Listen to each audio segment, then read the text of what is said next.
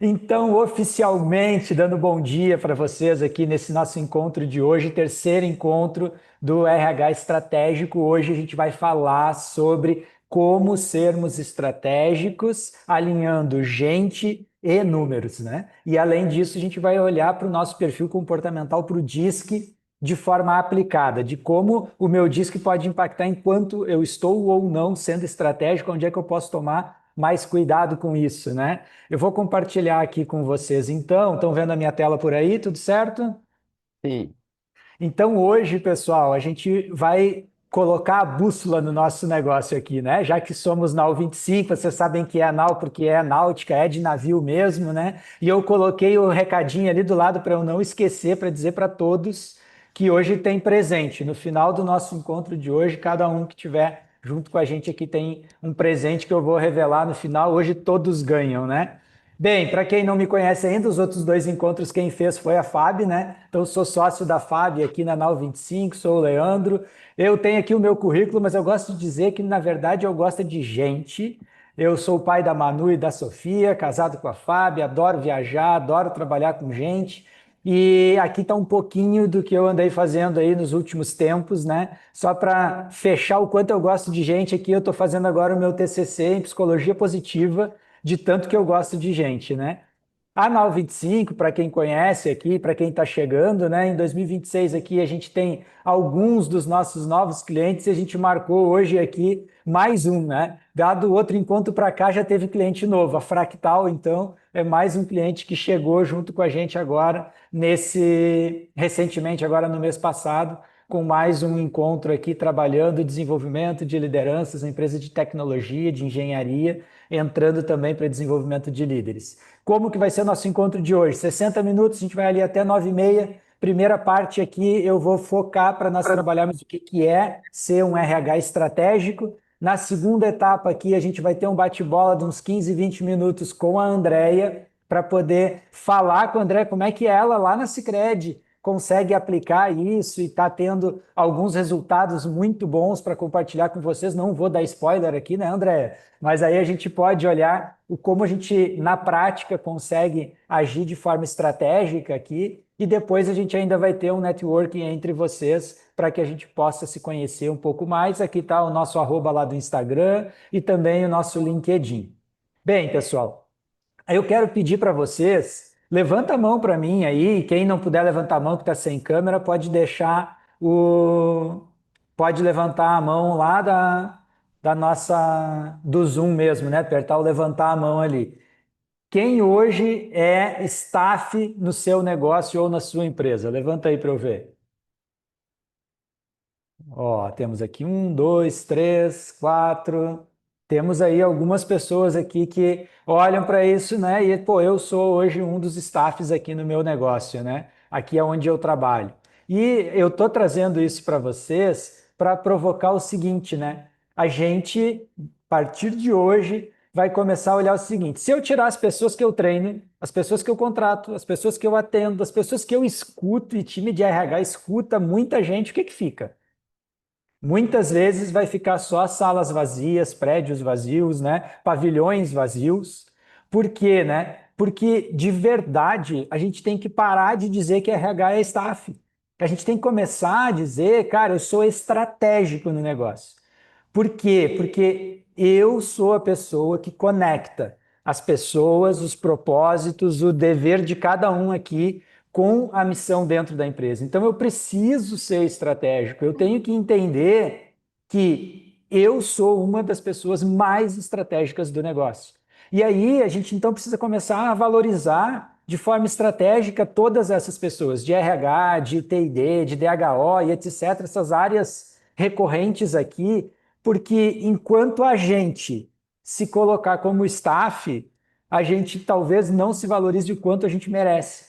Então é super importante que a gente olhe para isso. Cara, eu não sou staff do negócio, eu sou estratégico do negócio. Porque quando eu faço bem o meu trabalho, a empresa cresce. Quando eu faço bem o meu trabalho, os clientes gostam. Quando eu faço bem o meu trabalho, a gente entrega um NPS, entrega uma satisfação, entrega uma experiência diferente lá na ponta, né? Então, a gente precisa começar a olhar para nós como pessoas estratégicas nas empresas, porque as empresas dependem disso.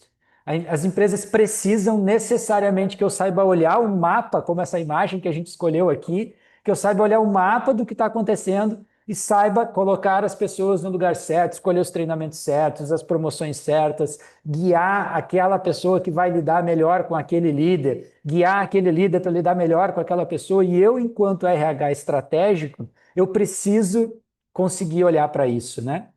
E aí, por que está dizendo isso, Leandro? Porque tu acha que é isso? Eu trouxe aqui algumas grandes referências mundiais para poder falar sobre isso, né? A GPTW, por exemplo, né, ela tem ali um indicador que lá no índice Russell 1000, que é o índice das 1.000 maiores empresas na Bolsa de Valores dos Estados Unidos, que as empresas que são ali chanceladas, né, com GPTW, normalmente elas são 19 pontos percentuais melhores do que as outras.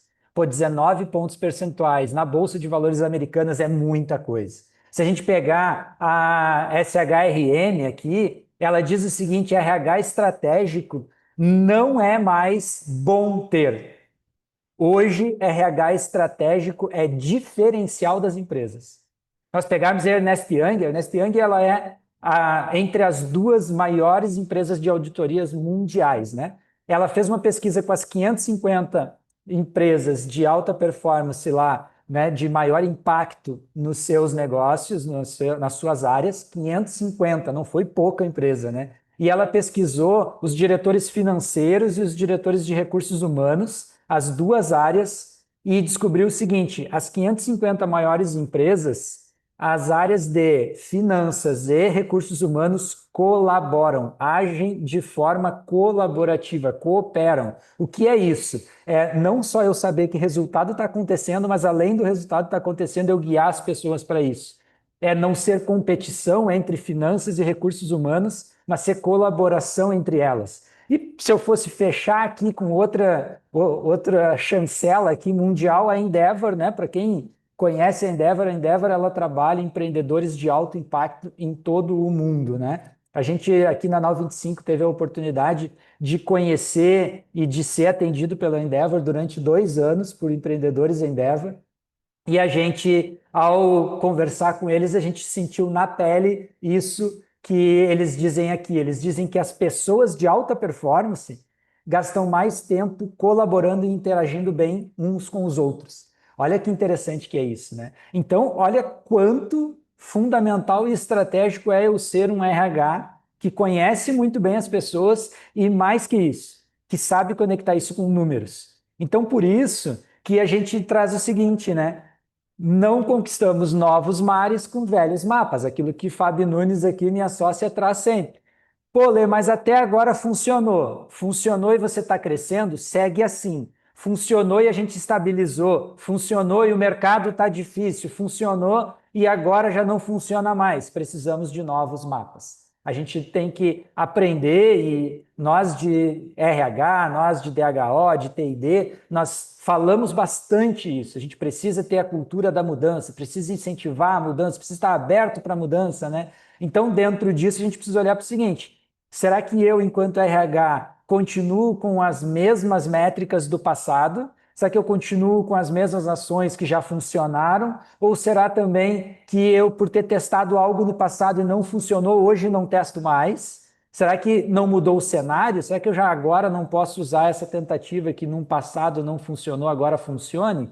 E aí, a gente pode, inclusive, e não vou entrar em cada um deles por aqui, porque certamente vocês conhecem, né? A gente falava lá de mundo VUCA, de Bunny, de Pumo, de Flux, e eu, inclusive, esse material que eu coloquei aqui é lá do post que está no nosso Instagram explicando cada um deles. Mas o que é interessante, por que eu trouxe eles para cá, né? Porque a gente falava muito em 1990 sobre o VUCA e levou, olha quantos anos para a gente dizer que mudou, né? A gente em 2020 trouxe, não, agora nós não vivemos mais no mundo VUCA, a gente vive no mundo Bunny, né? E aí, em 2021 já se trouxe, não, a gente tem que ser Flux, não é para viver nesse mundo Bunny, eu tenho que ser Flux, eu tenho que tenho que trabalhar num fluxo contínuo, tenho que aprender a me adaptar, né? E agora, em 2024, o pessoal já trouxe, não é nem o Bunny mais, é o Pulmo agora. E assim a gente vai trocando, né? Então não vou entrar sobre isso agora, mas olha a velocidade, se eu olhar para que de 1990 até 2020, a gente batia na tecla que o mundo era VUCA de 2020, o VUCA de 2020 para cá, a gente já trocou quantas vezes, né? Se pegarmos 2024 para 25, agora a gente está entrando em 26, usar IA, por exemplo, não é nem novidade, é necessidade, é obrigação. Então, o nosso cenário é um cenário muito variável. E dentro disso, a gente então vai olhar que necessitamos ser estratégicos porque nós temos uma sobrecarga de informação, uma sobrecarga de agenda, nós temos 39% das competências exigidas pelo mercado vão mudar até 2030. E quando a gente começou esse conteúdo aqui, a gente dizia daqui a 5 anos, já vou dizer para vocês, é daqui a 4, porque 2025 já foi, né? Então, esse é o cenário de muita sobrecarga de informação e de agenda, e a gente precisa ser estratégico, inclusive, para escolher o que faremos. Dentro disso, a gente fala, então, de ser veloz, precisamos ser rápidos e encontrar jeitos de ser mais rápidos. Por quê? Porque a gente está hoje num cenário com muitas gerações. Nós estamos falando que em 2027 nós teremos 27% da força de trabalho já entre geração Z e alfa, né, que é o que a gente chama da geração alfa, e para a gente não ficar falando só dos jovens, a gente trouxe aqui 3 fotos aqui, né, 3 momentos, né? Essa primeira foto aqui é do Augusto Leão, de 21 anos, geração Z, que ele estava dizendo o seguinte: eu não entendo a geração de vocês, para pegar aqueles como eu, que tem ali mais de 35 anos, né? O que ele estava falando? Ele estava falando sobre o dono da Natura, que é um empresário de sucesso, mega resolvido, com um resultado incrível, e ele disse, eu não sei por que ele continua trabalhando.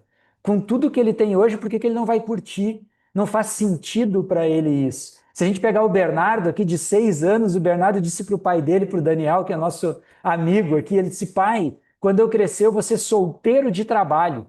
Pô, como assim? O que é ser solteiro de trabalho, né? Solteiro de trabalho na cabeça dele é que ele vai poder testar várias empresas, vai poder escolher quando ele vai sair com cada uma das empresas, porque ficar com uma empresa só não é legal. Ele acha que tem que ser solteiro, ele precisa poder curtir as diferentes coisas boas que tem em cada uma das empresas. Olha o pensamento.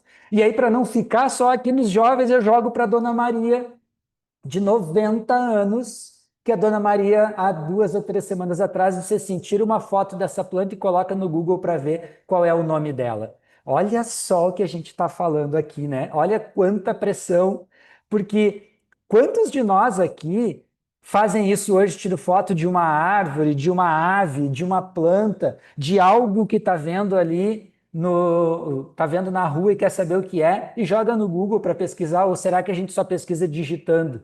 Porque tem uma senhorinha de 90 anos que está dizendo, joga no Google e pergunta que planta é essa. Então, assim, o mundo mudou e já que mudou, eu preciso ser estratégico já que está tudo tão rápido. Bem, está tudo tão rápido. O que que é que a gente tem? Essa menininha chorando, dizendo a verdade é que eu não sei lidar com tudo isso. E talvez essa seja a primeira coisa que a gente tem que se dar conta. Com tanta diferença de geração de velocidade, o que que eu tenho que me dar conta e tenho que aceitar? Eu ainda não sei lidar com isso. Se eu não sei lidar com isso, eu posso fazer algumas coisas. Primeira, né? Parar de falar para aqueles que, como eu, de vez em quando falam ainda, né? Porque na minha época era assim, quando eu era estagiário era assim, quando isso, né? Então, não funciona mais dizer desse jeito, porque isso vai ser só ficar falando do passado, sem solução nenhuma, né? Ah, eles não são os meus clientes. A senhorinha de 90 anos não é o meu cliente. O Gen Z de 21 ali não é meu cliente. O Bernardo de 6 não é meu cliente. Tá, e quem é que é teu cliente então? Porque todos eles consomem, todos eles estão dentro dos negócios, né? E talvez, para a gente parar, e eu botei em 2 linhas separadas de propósito, a gente olhar para, isso é politicamente incorreto. Ou será que eu deveria dizer isso é politicamente correto? Porque quando a gente chama politicamente, e eu não quero falar de política aqui, a gente já começa a avaliar o seguinte: Será mesmo que eu deveria fazer o que eu estou fazendo? Eu deveria dizer o que eu estou dizendo?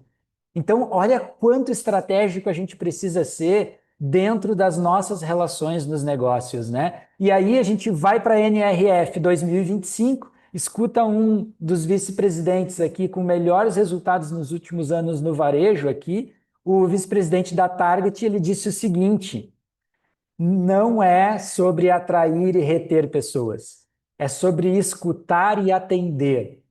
Olha que importante que é isso. Eles conseguiram reduzir o turnover lá na Target, não atraindo pessoas diferentes, não buscando formas de retenção, de reter pessoas diferentes. Eles trabalharam o escutar e atender. Vamos ouvir o que o meu time está pedindo, vamos atender o que o time está pedindo. Vamos ouvir o que o time está reclamando, vamos trabalhar no que o time está reclamando. E fazendo isso, ele começou a impactar no negócio de maneira positiva. Olha que interessante que é isso, escutar e atender. E naquele cenário que a gente está falando lá de agenda extremamente corrida, quanto tempo eu estou dando para escutar e atender as pessoas do meu negócio? Então é importante a gente falar sobre isso. Então, como é que eu responderia essa pergunta? Como ser estratégico nesse cenário então tão veloz, tão incerto, tão competitivo, né? Eu quero dizer para vocês o seguinte: é necessário que a gente transforme as nossas ações em metas mensuráveis com impacto financeiro. Então, se vocês querem anotar algo do dia de hoje aqui desse nosso encontro, anota o seguinte: ou você reduz custo ou você aumenta a receita. As tuas ações precisam estar sempre olhando o que eu vou fazer. Vai aumentar a produtividade? Vai fazer o nosso custo ser menor? Show, vamos fazer. Não, vai aumentar a nossa receita, minhas negociações vão ser melhores. Show, vamos fazer. Se eu não consigo olhar a minha ação e quantificar ela no impacto financeiro dentro da empresa, avalia porque talvez você não deva fazer isso. Talvez tenham outras coisas mais importantes para serem feitas primeiro. Lê, mas aqui no RH a gente trabalha tudo novo, a gente trabalha treinamento, a gente trabalha o tempo que a pessoa tem de cultura para se ambientar. Show! Quanto a gente fazer um treinamento impacta na venda, quanto a gente entregar um treinamento impacta na velocidade, quanto impacta no NPS, quanto impacta na retenção. A gente precisa medir. A gente precisa medir antes e depois. A gente precisa olhar quantos clientes eu estou perdendo. Eu estava com uma empresa de tecnologia agora, 2 semanas atrás, na cidade de Blumenau, e o dono da empresa estava me dizendo o seguinte: nós temos hoje uma taxa de 10% de perda de clientes e nós trabalhamos com o nosso time de vendas para que a gente tenha uma entrada de novos clientes entre 10% e 15%. E aí eu perguntei para ele, por que que vocês não trabalham para reduzir a taxa de saída de clientes de 10 para 8? Quanto tempo faz que a tua taxa de perda de clientes está em 10%? E aí ele parou para me olhar assim, não, desde que nós abrimos a empresa de tecnologia, já está lá com 8 para 9 anos, daí 10 é um número bom. Daí eu disse, se fosse 8? Daí ele parou, né? Pô, 8 no tamanho que eu estou hoje, o impacto é grande, 2% de melhora, né? Eu digo, o que que tu está fazendo com o teu time de relacionamento com os clientes da base ativa para que tu não perca esses 10% por ano, né? Como é que tu está fazendo a avaliação do porquê tu está perdendo esses 10% por ano? E aí ele começou a se dar conta, né? Ele disse, cara, eu preciso olhar para isso, né? Então, é sobre a gente olhar os números da empresa com um olhar estratégico. O que a gente vai implantar? Está reduzindo custo, está aumentando receita? É importante a gente falar isso. E aí eu deixei aqui bem pequenininho ali embaixo, né? Dedica um tempo para entender dentro dos projetos que você aplica hoje no RH, no DHO, no TID, né?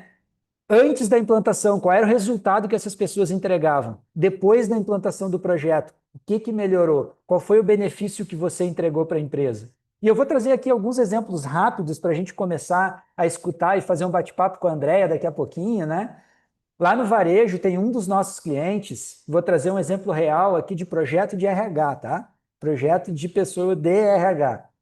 A gente trabalhou lá com uma empresa de varejo, eles tinham lá 24 vendedores na base, eles já tinham uma política de prêmios, de benefícios, que se chama lá, né, de estágio 1, estágio 2.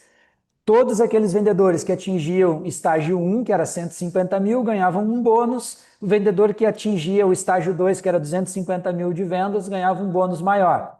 Quando começou o projeto dos 24 vendedores, só 3 atingiam o estágio 2, que é a super meta, os 250 mil. E aí ela, DRH, resolveu fazer um projeto para que os vendedores atingissem o estágio 2. Pô, Lê, mas isso aí não é o gerente que é responsável? É, mas olha só como um RH pode ser estratégico. Ela deixou o gerente fazer toda a atividade que ele sempre faz e todo o cuidado e gestão dessas pessoas. Mas ela construiu um projeto onde ela explicou o programa de comissão, aonde ela montou um grupo de trabalho exclusivo só desses vendedores. Ela promoveu mentoria interna, então pegou aqueles 3 que atingiam a super meta e colocou eles para dar treinamento para os outros 20 ali, né, para os outros 18. Ela gerou um ranking que eu achei demais isso, e eu conto isso em todas as oportunidades que eu tenho. Ela gerou um ranking de quem eram os 5 primeiros vendedores, então o ranking deles eram 3, beleza. Quem são os 5 melhores atualizado diariamente? Quem são os 5 principais? E aí começou a acontecer o seguinte com os outros, né? Pô, mas eu estou em sexto por 10 mil, eu estou em sétimo por 8 mil, eu estou... Beleza, então eu vou fazer o ranking dos 10, vou fazer o ranking dos 15. Quando ela entregou o projeto, ela estava com o ranking dos 20 principais vendedores. Resumo do projeto para trazer para vocês aqui: dos 24 vendedores, 21 em 3 meses atingiram a super meta de vendas. Isso teve um impacto de mais de 3 milhões em venda no negócio. É claro, é uma grande empresa, né? Mas olha quanto isso é de impacto no negócio de uma ação DRH. Né? É muito. Dos 3 vendedores que não atingiram a super meta de 250 mil, 2 estavam de férias no mês da medição e um estava mapeado para desligamento. Aí vocês me dizem se ela não é estratégia com um projeto de RH. Se o RH deve ou não deve olhar para os números da empresa. Para trazer mais alguns exemplos aqui, internacional, a Starbucks implantou um projeto de experiência para o colaborador. Ela não falou de experiência de cliente, ela falou de experiência do colaborador. E ela aumentou nas lojas, nas unidades que tinham esse trabalho de experiência do colaborador, 55% a fidelização do cliente, a recompra. Tem um cliente nosso aqui de indústria, para sair um pouco do varejo e ir para a indústria. A gente trabalhou um programa de desenvolvimento de lideranças, que lá o foco do programa era trabalhar formação de time, colaboração e gestão de crise. Dentro do time tinha uma pessoa que era um gerente antigo, com mais de 36 anos de empresa, com salário excelente, que estava mapeado para desligamento. E aí o pessoal, inclusive, nos perguntou, pô, bota no projeto, não bota no projeto, o que tu acha, o que vamos fazer? Entra no projeto. A gente trabalhar o programa de desenvolvimento com eles, olhando colaboração, formação de time, gestão de crise, fez com que essa pessoa desse uma retomada no negócio. Ela está no negócio até hoje. Quanto economiza de custo para a empresa tu deixar de desligar uma pessoa com mais de 30 anos com um salário impactante desse, que é o salário de um gerente de alto nível? Muito. Qual é a redução de custo, o impacto financeiro que um RH pode trazer, né? E aí, se eu olhar então para perfil comportamental, para olhar lá para o meu DISC aplicado a esse RH estratégico, é claro que eu não tenho intenção aqui de fazer toda uma avaliação de DISC aqui, mas eu já fiz para vocês deixarem, para vocês poderem tirar cópia, tirar foto aqui, poder levar com vocês também um resumo sobre esse RH estratégico aqui. E eu vou dar algumas pinceladas de coisas que são importantes que a gente pode olhar, que é o seguinte: primeira delas, né? Se eu tenho ali um perfil de executor, como a gente chama aqui na Nau 25, um perfil mais de tubarão, eu vou ter uma rápida tomada de decisão, vou ser super estratégico para começar a fazer as coisas, vou ser muito bom em definir metas e objetivos. Tenho que tomar o cuidado, porque muitas vezes eu não vou escutar as pessoas, vou atropelar algumas lideranças, inclusive, né? E posso ter problemas estratégicos com alguns dos líderes que deveriam apoiar o projeto e eu, por atropelá-los, perco um grande aliado, então tenho que cuidar com isso. Se eu tenho lá um perfil mais comunicador, mais golfinho, como a gente chama aqui, normalmente eu topo todos os projetos que todo mundo me convida e por fazer isso eu deixo de priorizar projetos importantes. Às vezes eu trabalho projetos porque eu acho legais os projetos.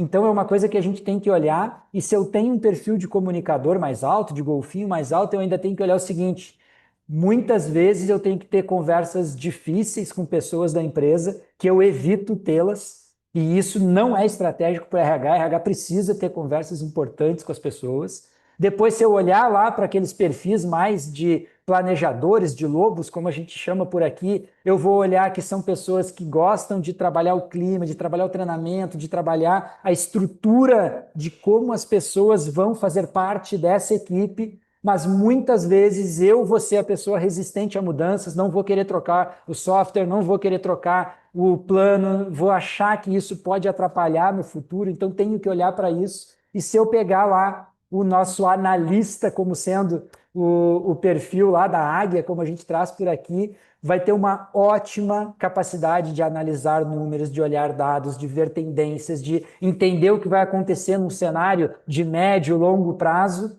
E às vezes, por eu ter esse perfil aqui super estratégico, eu não dou ouvido para as pessoas ou digo, não, mas é assim, isso eu já olhei. E às vezes eu deixo de participar de projetos porque eu não acredito que eles vão dar certo. E aí a gente quer lembrar que como RHs, né, como pessoas que acreditam em pessoas, o que vai levar um projeto para dar certo muitas vezes é o quanto a gente acredita nele. Então não é só números, os números são super importantes, mas se eu tenho dentro da empresa pessoas que acreditam naquele projeto, por que eu não fazer parte disso? Então, fiz só um mega resumo aqui para cada um poder olhar para si. Talvez alguns de vocês estejam dizendo assim: Lê, mas eu faz tanto tempo que eu não faço meu perfil comportamental, eu não uso o DISC aqui, eu uso o PDI, o PDA, eu uso o PI, eu uso o MBTI, não importa.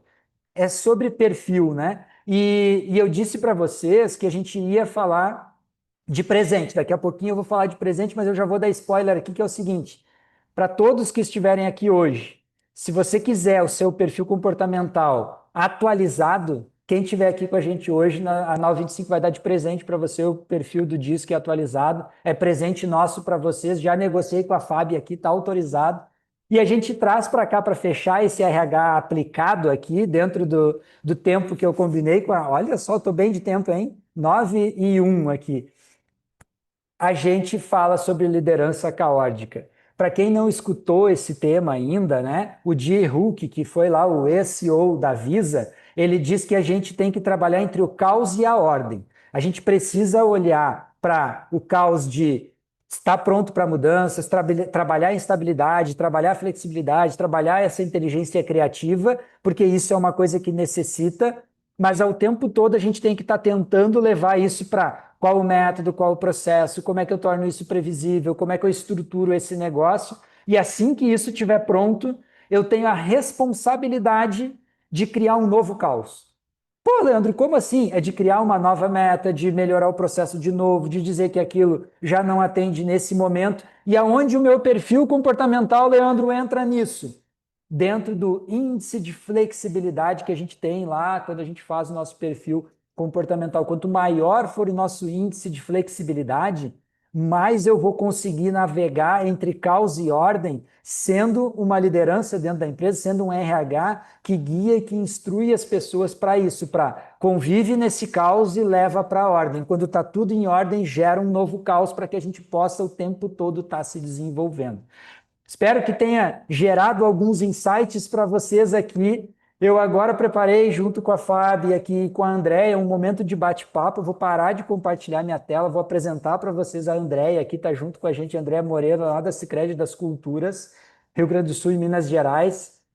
E eu vou dar o spoiler para vocês aqui do porquê que a gente convidou a Andréia para vir, né? A gente fez um projeto com a Andréia agora no segundo semestre, que trabalhou toda a sede da Sicredi, e nós tivemos diversos encontros para alinhar o projeto, mas uma das coisas que mais nos chamou a atenção e está muito conectado com o nosso encontro de hoje aqui é porque a Andréia e todo o time dela lá para fazer o projeto, levantou muitos dados e informações e disse: o que a gente precisa para a sede da Sicredi é essa informação aqui. E mais do que isso, ela fez o seguinte: esses dados aqui nós vamos medir de novo quando terminar o projeto. Então a gente mediu antes, olha só o que eu estou falando de unir pessoas com números. A gente mediu antes, construiu todo o programa específico para aquilo que foi mensurado lá dentro do que a Sicredi entende que é importante para ela. Construímos, entregamos o programa, claro, todo o acompanhamento de NPS lá, e depois a gente vai para o final pós-programa medindo o resultado do que a gente queria melhorar, melhorou, né? Então, isso é a gente ser estratégico enquanto RH, porque mais do que fazer um programa legal, eu tenho que medir se o resultado aconteceu. Andréia, muito bem-vinda a bordo da nossa Nau 25 por aqui. Eu vou pedir primeiro que tu te apresente, quero te agradecer de novo aqui. Te apresenta para o pessoal aqui, Andréia, e depois eu te faço a primeira pergunta. Fica à vontade. Tá bem? Estão me ouvindo bem? Sim? Então, primeiramente eu quero agradecer, Leandro, o convite. Realmente foi uma surpresa para mim. Eu não esperava pelo convite. Estou muito feliz de estar aqui. É sempre uma realização poder falar sobre aquilo que a gente faz, aquilo que a gente ama fazer, tá? Então, como o Leandro citou, meu nome é Andréia, então eu atuo em uma das cooperativas do sistema Sicredi. Na Sicredi das Culturas, RSMG, nós temos a nossa sede, então, em Ijuí, e a nossa subsede na cidade de Passos, em Minas Gerais, tá? Eu estou na cooperativa há 2 anos e meio, venho aí de uma jornada inteira na educação, eu tenho uma base de formação na educação, naveguei aí por toda uma construção, aí um desenvolvimento em gestão, e aí chegou um determinado momento que eu entendi que assim, nossa, eu preciso alçar novos voos, buscar novos desafios, porque isso é algo que me move também, né? Então, há 2 anos e meio eu fiz um movimento de carreira aí, buscando uma oportunidade permanecendo trabalhando com educação, mas buscando, um foco maior em educação corporativa.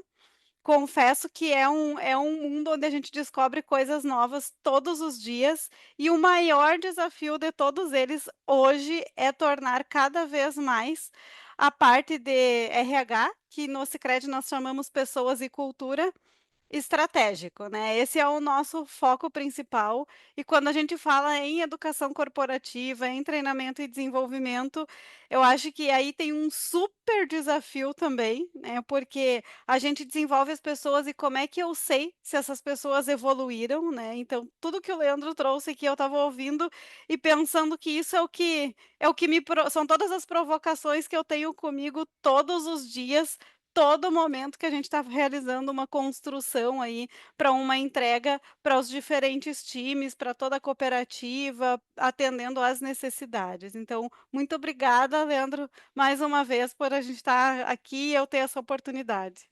Que demais, a gente que agradece aqui, Andréia. Andréia, para a primeira pergunta aqui, eu separei três perguntas, depois eu vou abrir para vocês aqui, tá? Vocês vão anotando as perguntas de vocês aí também. Andréia, a primeira pergunta é a seguinte, né? Qual é a importância, então, sendo estratégico, né, de eu medir as informações, de eu ter dados antes de um treinamento, um desenvolvimento? Vamos, para não falar só de treinamento, né? Antes da implantação de um projeto de RH e eu medir depois, né? Quanto estratégico é isso e qual é o desafio da gente poder, então, olhar para dados e sermos estratégicos enquanto RH, que normalmente a gente tem aquele de eu sou de pessoas, né? Eu acho que a gente tem que primeiro entender que a gente é do negócio, né, a gente existe ali, porque o nosso negócio existe, né, se o negócio onde eu estou inserido não existisse, eu também não estaria ali, eu não teria essa oportunidade, né. E eu sempre falo, assim, que hoje a gente não trabalha mais, né, na nossa área como tirador de pedido. A gente aprendeu a fazer muitas perguntas, né, e muitas vezes a gente internamente se provoca, quais são as perguntas que a gente vai fazer para entender essa real necessidade. E uma das perguntas que a gente faz, seja para um gerente de área, seja para um coordenador independente, para aquela pessoa que está ali levantando a demanda contigo, qual é o ponteiro que a gente quer mexer, né. Então, a gente precisa dessa resposta. Muitas vezes, a gente não tem essa resposta, porque isso também não está claro para quem está nos demandando. E aí é nossa obrigação ajudar essa área ou o nosso demandante a entender: "Tá, mas o que efetivamente você quer mexer? Que resultado você quer mexer? O que que a gente quer de diferente em qual indicador?".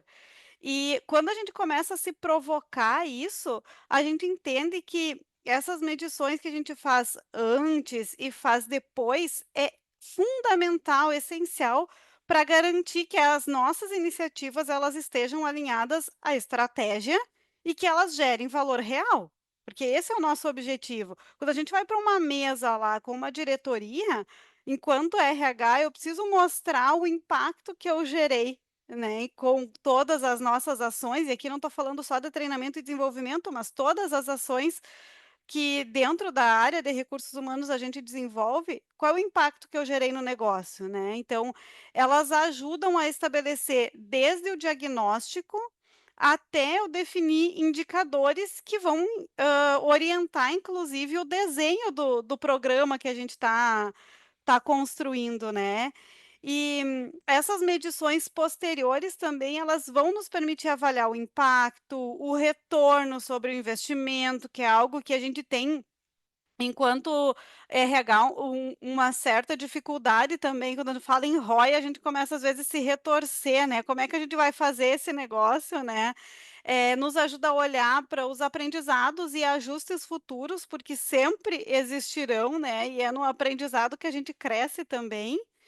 Sem os dados, essas decisões elas ficam baseadas mais nas percepções, né, o que eu entendo que dificulta inclusive a aprovação dos próximos passos, de novas estratégias, de novas proposições que a gente leve, e quando a gente consegue demonstrar esses resultados concretos, sejam eles de engajamento, de produtividade, desenvolvimento de competências, a gente ganha credibilidade e amplia espaço estratégico, né, esse é o olhar.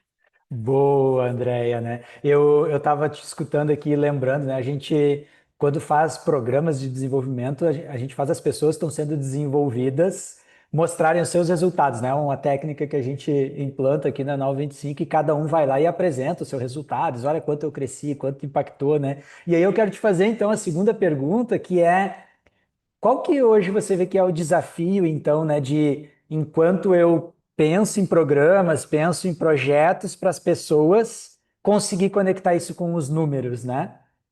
Como é que é isso para vocês? Você trouxe aí, inclusive, a sua realidade. Às vezes o gestor vem me pedir um programa e ele não sabe em que número isso vai impactar, né? Como é que vocês têm lidado com isso? Eu acho que esse é um super desafio sempre, né, unir gente e números, é equilibrar também a subjetividade que nós temos, né, porque nós trabalhamos com pessoas, né, então tu equilibrar a subjetividade humana com a objetividade dos dados. Esse é o desafio, né. E, as pessoas a gente precisa entender que as pessoas elas não são apenas métricas, né, elas têm emoções, histórias, contextos, que muitas vezes não cabem num gráfico, né. Mas quando a gente exemplifica, quando a gente coloca para essas pessoas esse gráfico numa tela e procura trazer a subjetividade por trás disso, o que eu faço, que movimento que eu faço, como que eu me comporto, que geram esses dados, que geram esses valores, né. Então, a gente sempre tenta fazer essa tradução. Quando a gente pega falando da nossa realidade aqui, nós temos as pessoas da ponta, que para que vocês entendam, né, são as pessoas que estão diretamente no negócio, são os nossos colegas aí que estão lá nas agências, e nós temos o nosso quadro de sede da cooperativa, que são as áreas de apoio e suporte a essas pessoas da ponta. Nós temos perfis totalmente diferentes, né, então, quando eu falo do perfil comercial, o perfil comercial ele tem um olhar mais para número, resultado, eles têm isso muito mais apurado.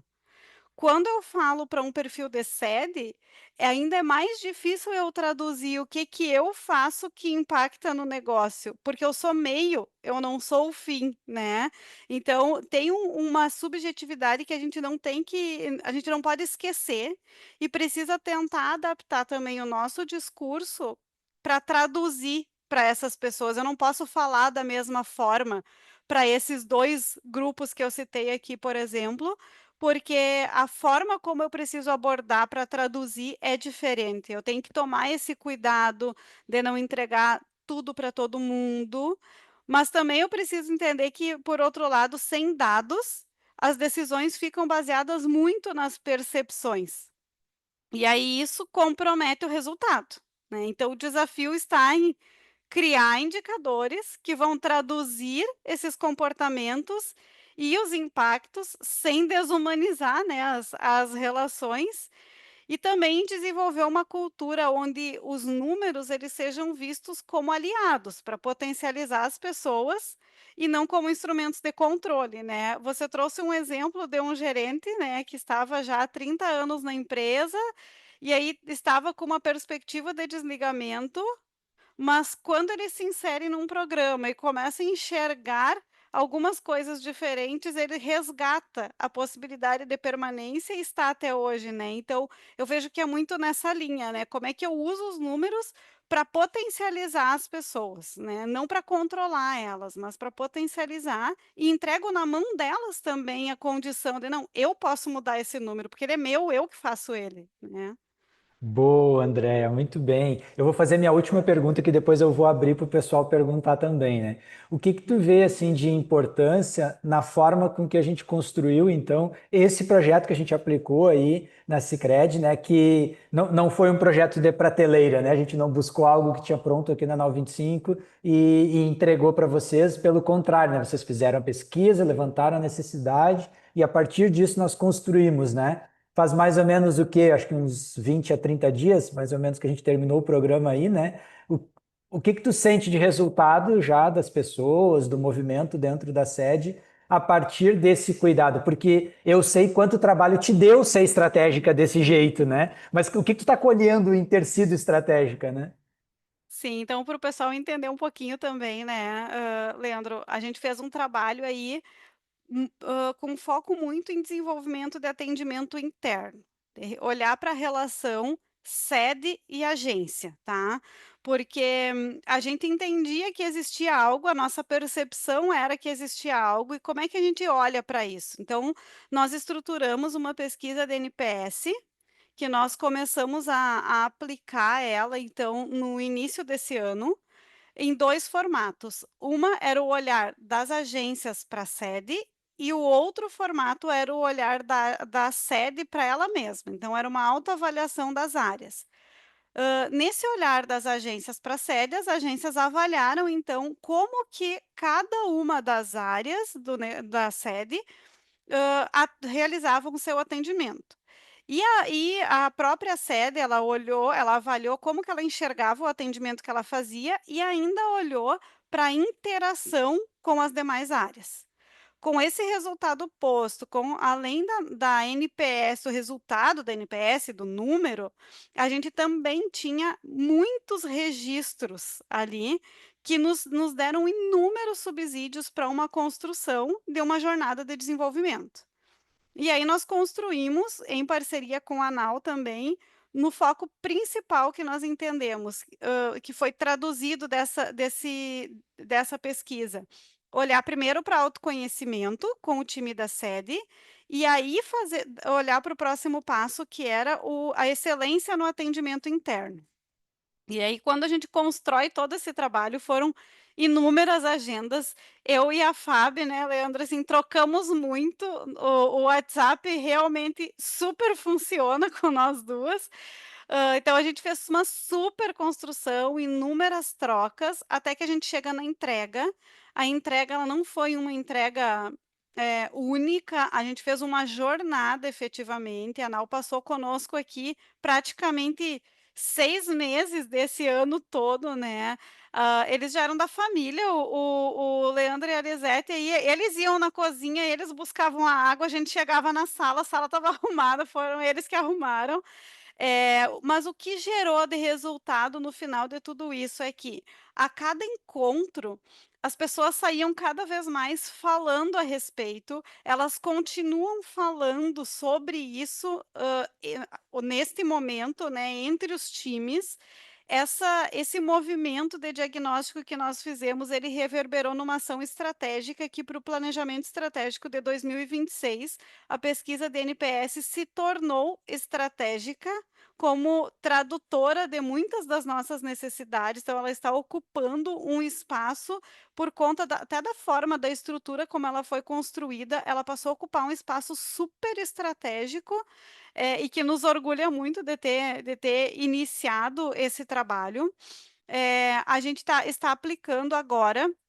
Vai aplicar agora no início do mês de dezembro, então, exatamente a mesma pesquisa inicial nós estaremos aplicando agora, para olhar os resultados. E o que eu acho mais importante para fechar, Leandro, é que quando a gente começou cada uma das turmas, porque nós fizemos turmas, várias turmas, olhando para cargos, inclusive, para as funções, e quando a gente começou cada uma das turmas, a gente apresentou o resultado da pesquisa para cada uma das turmas. E a gente ajudou as pessoas a olharem, nossa, eu gero impacto nesse resultado. A forma como eu atendo meu cliente interno gera impacto nesse resultado. A gente tinha o resultado individual por área, onde a gente compartilhou com as áreas, a gente não fez exposição de nenhuma área, mas nas turmas a gente olhava para o resultado da cooperativa. Individualmente, cada área tinha o seu resultado, cada área sabia como tinha sido e realizou, as áreas também realizaram um trabalho individual interno de cada área, e até hoje a gente continua falando sobre isso.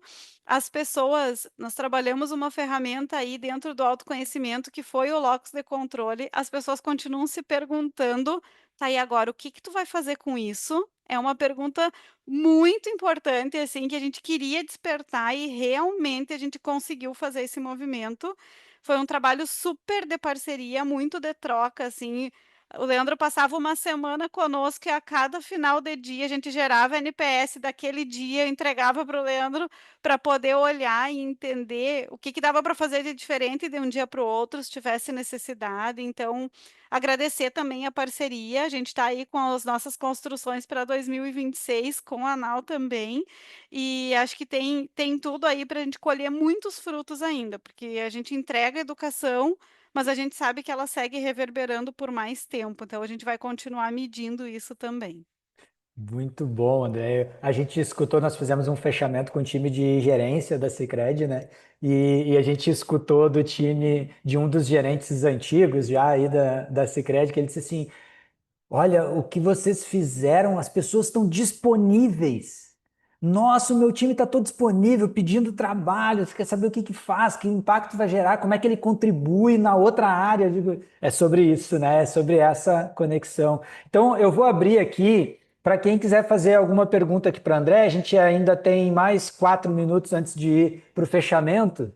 Quem quer fazer pergunta para a André aqui sobre esse RH estratégico e esse levantamento de dados para poder conectar com as pessoas, né? Quem quer Posso fazer, fazer pode aqui, abrir. Leandro? Posso fazer aqui? Pode? Claro que sim, Ah, Letícia. Fica contigo obrigada. aí. Estava aqui refletindo sobre o que a André estava falando, aí me surgiu a dúvida. Todos esses dados, números, é levantado somente com as pesquisas NPS ou existem outras ferramentas, plataformas que eles usam para gerar mais dados e números? Nós temos toda uma estrutura de dados que são gerados, né? Então, assim, alguns dos dados que são gerados, a gente tem apoio sistêmico, né? Então, a gente já tem esses dados gerados sistemicamente, mas muitos deles nós geramos localmente. Mas sim, nós temos uma estrutura de apoio da nossa área de dados, né? Então, quando a gente estrutura, quando a gente pensa, a gente conta com o apoio deles. Essa estrutura específica da NPS foi todinha uma construção da área de pessoas e cultura, né? Porque a gente queria poder ir no grão assim e traduzir realmente a necessidade. Então, essa foi específica, mas vou te dar outros exemplos. A gente tem a parte operacional, por exemplo, né? Que fica com a área, algumas áreas de crédito e operações, por exemplo. Então, ali a gente tem muitos sistemas que nos ajudam a medir retrabalho, tá? Nos ajudam a medir devoluções de análises, e aí a gente consegue, olhando para isso, traduzir as necessidades das dúvidas que mais aparecem, aí a gente transforma isso, então, nos índices percentuais de retrabalho, quais são as maiores dúvidas e questionamentos. A gente tem outros programas também, como a Escola de Negócios, por exemplo, onde a gente recebe pessoas do mercado sem experiência em instituição financeira, desenvolve elas para que elas assumam posições na área de negócios, né, nas agências, e a gente consegue, olhando para essa entrega que a gente faz de desenvolvimento, enxergar, por exemplo, que os menores índices de retrabalho e de dúvidas são gerados por essas pessoas, por esse público. Então, esse público, por conta do desenvolvimento, tem os menores índices, por exemplo, de dúvidas, de retrabalho, de encaminhamentos que não são da forma correta, e a gente traduz isso por meio do olhar desses dados que a gente gera internamente. E assim, é muita parceria, tá? A gente não consegue fazer nada sozinho, as áreas precisam estar abertas. É um movimento que a gente, enquanto área de pessoas, pode provocar, mas as demais áreas também precisam estar abertas, porque elas têm informações que por vezes nós não dominamos, por vezes não, muitas vezes a gente não domina, né? Então a gente precisa estar próximo e às vezes, como eu falei, fazer as perguntas. Eu lembro que eu estava numa agenda assim, e um gerente de área me olhou e falou: André, tu tá entendendo? Eu falei para ele: não, eu não estou entendendo nada disso. Então eu tive a liberdade de falar que eu não estava entendendo, ele me traduziu sobre o que ele estava falando, e hoje é uma das perguntas que eu mais uso em relação àquilo que ele me explicou, aquela informação que ele estava me trazendo, que se ele não tivesse tido a percepção e me dado o espaço de eu perguntar, talvez eu teria levado mais tempo para entender, né. Então, a gente sempre busca, assim, olhar o que que sistemicamente a gente tem e o que que internamente a gente pode gerar também. Excelente pergunta, Letícia. Andréia, muito grato. Daria para a gente ficar perguntando aqui muitas coisas, né? E nosso encerramento aqui do SRH estratégico, né? Alinhando pessoas, né? Gente e números, com esse presente que fica aqui de DISC mais a devolutiva industrial, individual para vocês, com essa nossa frase, então, de seja um RH que forma líderes, reduz riscos, entrega resultados e fomenta uma cultura para mudanças e melhoria de clima. Gratidão a todos. Bora transformar